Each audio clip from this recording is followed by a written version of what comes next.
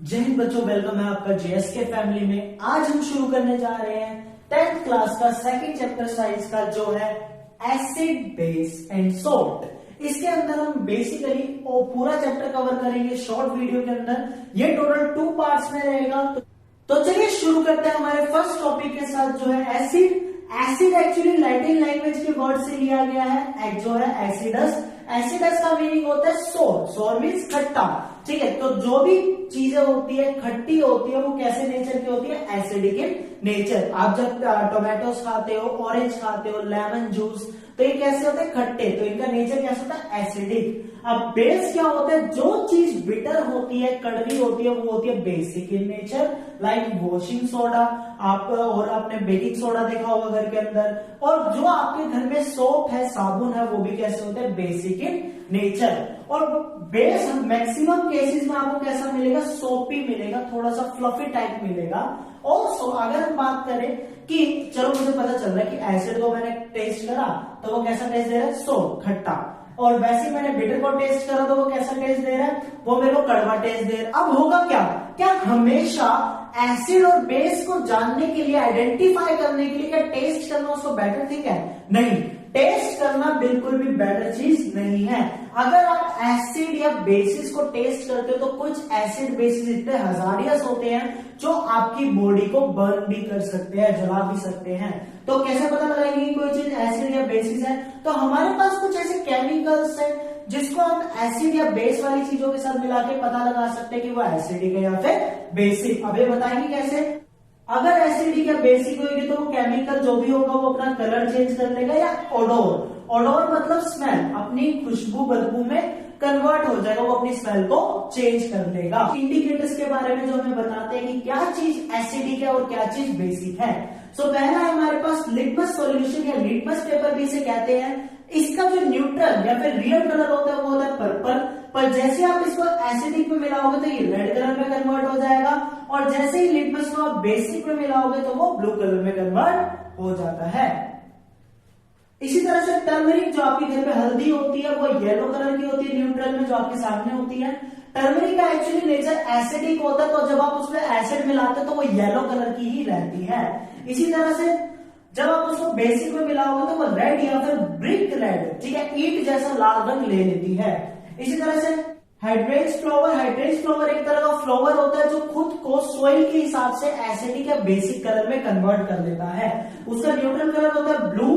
अगर सोइल क्या होगी? एसिडिक इन नेचर होगी तो वो ब्लू कलर में कन्वर्ट हो जाएगा। मिट्टी अगर एसिड होगी तो वो ब्लू कलर में बदल जाएगा।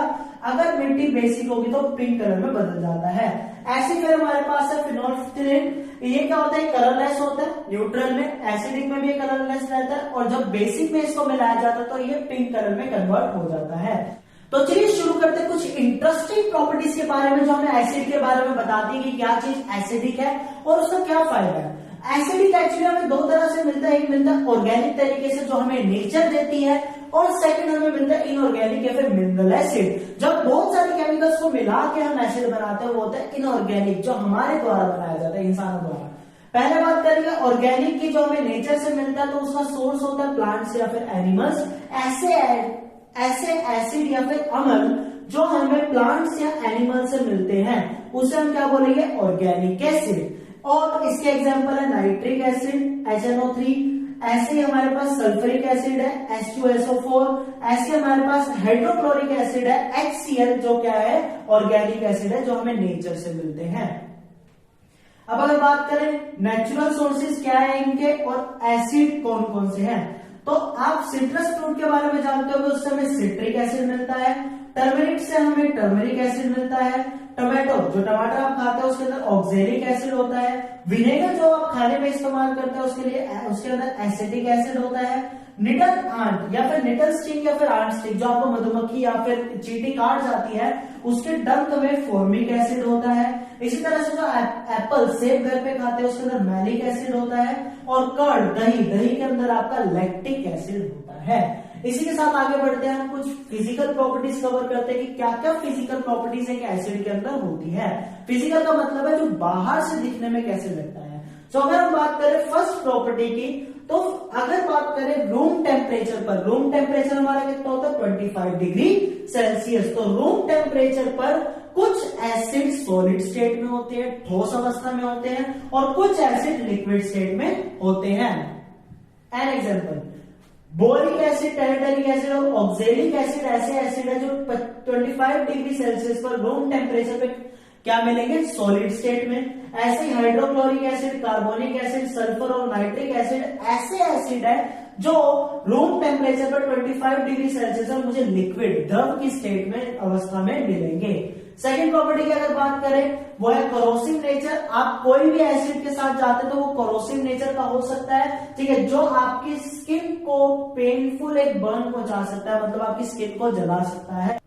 जनरली एसिड्स को हम स्टोर करके रखते हैं ग्लासेस के अंदर, पर कुछ एसिड ऐसे है, जो एक एसिड है वो है हाइड्रोफ्लोरिक एसिड HF। ये एक ऐसा एसिड है जिसको हम पॉलिथीन के अंदर स्टोर करके रखते हैं। बेसिकली होता क्या है कि ग्लास जो है वो जल्दी रिएक्शन नहीं करता, बट एसिड, इसीलिए हम एसिड को ग्लास के अंदर स्टोर करके रखते हैं। बट हाइड्रोफ्लोरिक एसिड एक ऐसा एसिड है जो कांच के साथ, ग्लास के साथ रिएक्शन कर जाता है, इसीलिए हम इसको पॉलीथीन या पॉलीबैग के अंदर स्टोर करके रखते हैं। अब अगर कुछ बात करें, हमारे पास कुछ केमिकल प्रॉपर्टीज है। केमिकल का मतलब होता है इंटरनल प्रॉपर्टीज, लाइक हमारे यहाँ इंटरनल में क्या ऑर्गन्स है, तो वैसे इसके इंटरनल प्रॉपर्टीज क्या होती है। अगर आप मेटल के साथ डाइल्यूट एसिड, डाइल्यूट का मतलब समझे, डाइल्यूट मीन्स तनु, डाइल्यूट में आप कह सकते हैं dilute it's kind of thing जहां पे आपने कुछ लिक्विड लिया, पानी लिया, किसी ग्लास में, किसी बीकर में पानी लिया, इसमें आपने 60-70% क्या रख दिया, 60-70% आपने पानी रख दिया और 40% आपने एसिड रख दिया। जहां पे एसिड की क्वांटिटी पानी से, वाटर से क्या हो, कम हो, वो क्या होगा, डाइल्यूट सॉल्यूशन होगा। सो डाइल्यूट एसिड जहां पे क्या होगा, पानी ज्यादा होगा, एसिड कम होगा। अगर आप मेटल का रिएक्शन डाइल्यूट एसिड के साथ कराएंगे तो आपको सोल्ट मिलेगी। सोल्ट के साथ हाइड्रोजन गैस रिलीज होगी, बाहर निकलेगी, और उसके साथ एफरवेजेंस। एफरवेजेंस का मतलब होता है कि जब भी रिएक्शन हो तो रिएक्शन के टाइम पे गैस इवॉल्व होना, गैस निकलना और गैस के साथ बबल्स बनना। बबल्स बनेगी तो समटाइम्स पॉप साउंड भी आएगा, तो याद रखिएगा। देन बात करते हैं अगर हम मेटल कार्बोनेट या मेटल हाइड्रोजन कार्बोनेट का रिएक्शन एसिड के साथ करवाते हैं तो उस टाइम पे एक सोल्ट बनती है और कार्बन डाइऑक्साइड गैस निकलती है। और थर्ड एंड लास्ट आज का जो हमारा टॉपिक रहेगा, अगर मेटल ऑक्साइड का रिएक्शन हम एसिड के साथ करवाएंगे तो हमें एक सोल्ट मिलेगी, एक लवण बनेगा और उसके साथ में हमें वाटर मिलेगा। और जब हम रिएक्शन करवाते हैं तो हमें पता चलता है ये एक न्यूट्रलाइजेशन रिएक्शन है, उदासीन है, जहां पे कोई बड़ा रिएक्शन नहीं होता वहां पे। और हमें ये भी पता चलता है कि मेटल ऑक्साइड जो होती है वो बेसिक इन नेचर होती है।